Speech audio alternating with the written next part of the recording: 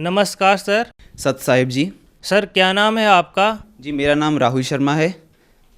आप कहाँ के रहने वाले हैं? सर मैं जलंधर से आया हूँ, पंजाब से। सर क्या काम करते हैं आप? सर मैं एक स्टूडेंट हूँ और मैं परस्यू कर रहा हूँ BTech in mechanical engineering. Sir Sant Rampal जी महाराज की शरण में आने से पहले क्या आप कोई भक्ति साधना करते थे? सर संत रामपाल जी महाराज जी की शरण में आने से पहले मैं हनुमान जी की बहुत पूजा करता था।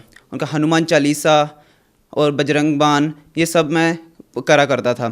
और साथ ही मैं शिव मंदिर है हमारे पहले मैं आदमपुर में रहा करता था। एयरफोर्स स्टेशन, मेरे फादर एक गवर्नमेंट एम्प्लॉई हैं, एयरफोर्स स्टेशन में काम करते, तो वहाँ पर एक शिव मंदिर हुआ करता था। तो वहाँ पर रोज़ मैं जल अर्पित करता था शिवलिंग पर। और साथ में ब्राह्मण समाज में होने के कारण हवन यज्ञ वगैरह ये सब हमारे घर पे चलते रहते थे। तो ये साधना मैं सर किया करता था। सर आपने बताया कि आपने हनुमान जी की और शिव जी की पूजा की, तो इन सब भक्ति साधनाओं से आपको क्या क्या लाभ हुए? सर इन भक्ति को करने से पहले मैं एक स्टूडेंट होने के नाते मैं इनकी एक भक्ति किया करता था। इस कारण एक स्टूडेंट क्या सोच सकते कि वो उसकी एक पढ़ाई सफल हो, उसकी नौकरी लगे, उसकी पढ़ाई सफल हो। तो मैं इस उद्देश्य से मैं उनकी पूजा किया करता था। और भक्ति मार्ग के बारे में मुझे ज़्यादा पता नहीं था, मैं बस इस कारण से उनकी पूजा किया करता था। जिसके कारण संत रामपाल जी महाराज जी के जब से सत्संग सुनना शुरू किया तो हमें पता लगा कि वो साधना जो हम कर रहे हैं उससे कोई लाभ हमें प्राप्त नहीं होगा, क्योंकि वो बिल्कुल शास्त्र विधि के विरुद्ध साधना थी। जब हमने संत रामपाल जी महाराज जी ने एक वाणी बोली थी हनुमान जी की के लिए, एक वाणी बोली थी, उसमें हनुमान जी का एक नाम आया था। क्या था वो? माई मसाणी सेठ शीतला भैरव भूत हनुमंत, परमात्मा उनसे दूर है जो इनको पूजंत। अब इसमें ये मुझे मेरी वाणी ये मुझे दिमाग में खटकी और मैंने देखा कि मैं हनुमान जी की पूजा कर रहा हूँ और उसमें क्या लिखा कि हनुमान की पूजा करने से परमात्मा हमें नहीं मिलेगा। तो परमात्मा नहीं मिला तो हमें लाभ भी नहीं कुछ होगा। सर आपने बताया कि पहले की भक्ति साधनाओं से आपको कोई लाभ नहीं हुए, तो सर फिर आप संत रामपाल जी की शरण में कैसे आए? सर संत रामपाल जी महाराज जी की शरण में आने के पीछे एक कारण था। मेरे मम्मी पापा ने पहले आदमपुर डमुंडा से एक संत थे, कबीर पंथी थे, उन्हीं से ही नाम ले रखा था। उनसे जो भक्ति साधना में थी वो कर रहे थे। तो पापा को सत्संग सुनने का बहुत शौक़ हुआ करता था, उनकी एक लगन लगती थी सत्संग सुनने में। तो उनका समय कुछ ऐसा था, वो शाम के समय आते थे और सत्संग लगा लेते थे। तो हम उनका विरोध भी करते थे, क्योंकि कई बार हमारा वो सीरियल का टाइम होता था तो हम वो सत्संग लगा लेते थे। इसके कारण हमारा तो उसमें मन नहीं बनता था, हम जितनी साधना थी वो हम किया करते थे।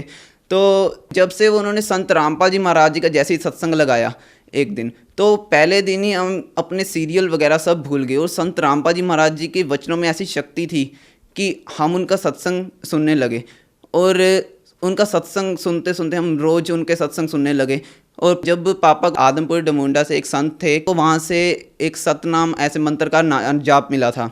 तो जब उन्होंने गुरुजी ने प्रमाण सहित दिखाया कि वो सतनाम जो है वो 2 अक्षर का नाम है, कोई ऐसा नाम नहीं जो सतनाम कहने से कोई लाभ नहीं मिलेगा जब तक वो 2 अक्षर का नाम नहीं मिलेगा। ऐसे नानक जी की वाणी में थी, सोई गुरु पुरा कहावे जो 2 अक्षर का भेद बतावे, एक छुड़ावे एक पढ़ावे ता प्राणी निज घर को जावे। और कबीर साहिब जी की वाणी में भी लिख रखा है, कह कबीर अक्षर 2 भाग वो होगा खसम तो लेगा राख। और वो संत रामपाल जी महाराज जी ने जब बाले मर्द आने वाली जन्म साखी में से बताया कि ये 2 अक्षर के नाम है, और ऐसे कई जगह से प्रमाणित करके संत रामपाल जी महाराज जी ने बताया कि असली सतनाम कौन सा है और उस जिससे जाप करें, जिसे नानक देव जी ने जाप किया और अनेकों संतों ने, गरीबदास साहिब ने, मलूकदास साहिब ने, दादू साहिब ने, इन सब संतों ने जिसका जाप किया जिसके कारण वो पार हुए। तो वही नाम जपने से हमारा भी मोक्ष होगा और हमें जो भी लाभ मिलेंगे वो उसी से ही मिलेंगे। तो संत रामपाल जी महाराज जी की दया से वो मंत्रों का वो सही उच्चारण, वो जो जैसे मंत्र करने उसका हमें ज्ञान हुआ। फिर पापा को पता लगा तो पापा संत रामपाल जी महाराज जी की शरण में जल्दी से गए। सर आपने संत रामपाल जी महाराज से नाम दीक्षा कब ली? सर मैंने 2014 में नाम दीक्षा ली थी, 20 अप्रैल। सर संत रामपाल जी महाराज से नाम दीक्षा लेने के बाद क्या आपको कोई लाभ प्राप्त हुए? सर मुझे संत रामपाल जी महाराज जी की शरण में आने से बहुत लाभ मिले। ऐसा खोजत एक वाणी थी, खोजत खोजत मैं फिरा कारण अपने राम, वो राम जैसे संत मिले जिन तारे सब काम। अब वो मुझे संत रामपाल जी महाराज जी सतगुरु वो मिले जिन्होंने मेरे ये काज सवारे। संत रामपाल जी महाराज जी जैसा कहते हैं कि उनकी शरण में आने से, वो कबीर परमात्मा की शरण में आने से वही लाभ मिलेगा। अन्य किसी परमात्मा से हम मांगेंगे तो हमें जितना हमने पूर्व जन्म में किया है वही हमें मिल पाएगा। संत रामपाल जी महाराज जी की शरण में आने से मेरे परिवार में भी काफ़ी सुख मिला, जिससे हमारे पहले बहुत लड़ाई कलेश हुआ करता था, पारिवारिक झगड़े हुआ करते थे, रिश्तेदारों से झगड़े हुआ करते थे। संत रामपाल जी महाराज जी की शरण में आने से वो सब ठीक हुआ। और मुझे सबसे बड़ी टेंशन एक जॉब की होती थी, क्योंकि मैं बीटेक कर रहा हूँ मैकेनिकल इंजीनियरिंग में, तो मुझे एक जॉब की होती थी तो कि मुझे जॉब मिलेगी कि नहीं मिलेगी। तो संत रामपाल जी महाराज जी की दया से मुझे जॉब मिली एक एमएनसी कंपनी में, और मैं काफ़ी शुक्रगुजार हूँ। और मेरा एक एक्सीडेंट हुआ था, तो एक्सीडेंट में क्या, वो एक पठानकोट मैं अपने ट्रेनिंग पर जा रहा था central institute hand tool Maqsooda पे, और एक्टिवा पे मैं लगभग 60-70 की स्पीड पे था, और अचानक एक टेम्पू साइड से आया और कट कर गया और मेरे हैंडल पे लगा, जिसके कारण मैं गिर गया। तो उस समय मुझे ऐसा लगा कि अब मेरी जान चली जाएगी। तो ऐसा लगा मेरे जैसे ज़मीन पर गिरा, तो मुझे लगा नहीं कि मैं ज़मीन पर गिरा, ऐसा लगा जैसे मैं सिर्फ फूलों पर गिर रहा हूँ। और संत रामपाल जी महाराज जी की दया से उस टाइम मुझे बहुत कम चोटें आई, और इवन वो सड़क लगातार चलती है। मेरी मम्मी को बीपी हाई होता था, उनका 200 से कभी कम नहीं आता था, जो कि अब संत रामपाल जी महाराज जी की जब से तारीखें लगानी शुरू की है तो उनके घुटनों में भी काफ़ी फ़र्क है, और बीपी भी उनका ठीक है। मेरी सिस्टर की एक मैरिज हुई, तो सिस्टर की मैरिज बिल्कुल सही तरीके से एक रमैनी के साथ हुई, जिसमें बिल्कुल दहेज की डिमांड, जिसमें बिल्कुल दहेज नहीं लिया गया। सबसे बड़ी टेंशन में यही होती थी कि पता नहीं किससे शादी होगी, कितना दहेज देना पड़ेगा, तो पापा बिल्कुल चिंता में रहा करते थे। जो सिस्टर की शादी होने के बाद हमारी बिल्कुल टेंशन ख़त्म हो गई। संत रामपाल जी महाराज जी ने इतनी अच्छी एक मुहिम अपनाई है, जिससे दहेज रहित शादियाँ और ये शराब नशे से दूर रहना, ऐसे जो सरकार नहीं आज तक लागू कर पाई, वो संत रामपाल जी महाराज जी के शिष्य अपना रहे हैं।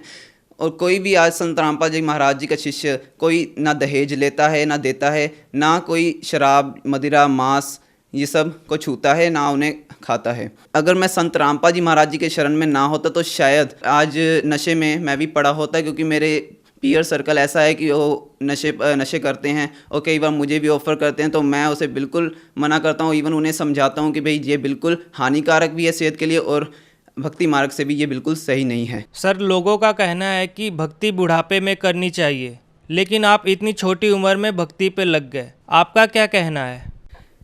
जी ये बात सही है, क्योंकि लोग कहते हैं कि भक्ति बुढ़ापे में करनी चाहिए। तो जैसे मैंने आपको बताया कि मेरा एक्सीडेंट हुआ था, तो अगर मैं उस एक्सीडेंट में अगर मेरी वो मौत होती, तो अगर मैं उस समय जीवित ना रहता, मैं बुढ़ापे तक क्या पता पहुंच ही ना पाता, तो मैं क्या भक्ति करता।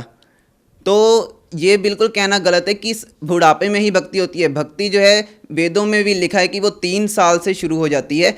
अगर हमें कोई फ़ायदा हो रहा है तो कोई ये नहीं देखेगा कि मैं बुढ़ापे तक जाऊंगा और मैं तब भक्ति लूँगा। जब हमें अपने फ़ायदे की चीज़ लग रही है तो ऑब्वियसली हम उसे ग्रहण करेंगे। सर, जन समुदाय को आप क्या संदेश देना चाहेंगे? संत रामपाल जी महाराज जी की शरण में आएँ और अपना कल्याण कराएं, क्योंकि मानस जन्म ही ये दुर्लभ है जो मिले ना बारंबार। जैसे तरुवर से पत्ता टूट गिरे तो बहुर ना लागे डार, कि एक जब अगर मानुष जन्म नहीं रहा तो आपको कुछ करने का फ़ायदा नहीं, क्योंकि मानुष जन्म हमें बड़ी मुश्किल से मिलता है। 84 लाख की यूनियाँ भुगत कर फिर जाके एक मानुष जन्म मिलता है, जिसमें जाकर हमें केवल भक्ति करनी चाहिए, क्योंकि जो काम हम कर रहे हैं ये तो सभी जानवर जीव जंतु भी कर रहे हैं। परिवार को पालना, उनको बच्चे वगैरह पालना, जो भी सब कुछ करना है ये सब दूसरे जीव भी कर रहे हैं। तो हमारा मानुष जन्म क्यों हुआ, क्यों हम सबसे डिफरेंट है, क्यों हमें माइंड दिया। आप सभी से प्रार्थना है, कर जोड़कर ये प्रार्थना है कि जल्दी से आए, संत रामपाल जी महाराज जी के सत्संग सुने, उन्हें अपने वेदों शास्त्रों से मिलाएं और देखें कि क्या वो सच बता रहे हैं कि नहीं। संत रामपाल जी महाराज जी की ज्ञान गंगा पुस्तक है उसे पढ़ें, जीने की राह पुस्तक है उसे पढ़ें, और देखें कि भक्ति मार्ग असली क्या है, और जल्दी से आएँ और अपना कल्याण कराएं। सर, अगर कोई संत रामपाल जी महाराज से नाम दीक्षा लेना चाहे तो कैसे ले सकता है? जी, बहुत सारे चैनलों पर और अनेकों चैनलों पर संत रामपाल जी महाराज जी का सत्संग आता है। आप उसमें से देखकर नीचे पीली पट्टी दी हुई है, उसमें आप नंबर को मिलाकर ज्ञान गंगा पुस्तक मंगवा सकते हैं, और उनसे बात करके आप संत रामपाल जी महाराज जी के नामदान केंद्र पर जाकर नाम दीक्षा भी ले सकते हैं और अपना कल्याण करवा सकते हैं। धन्यवाद सर। Ji, thank you.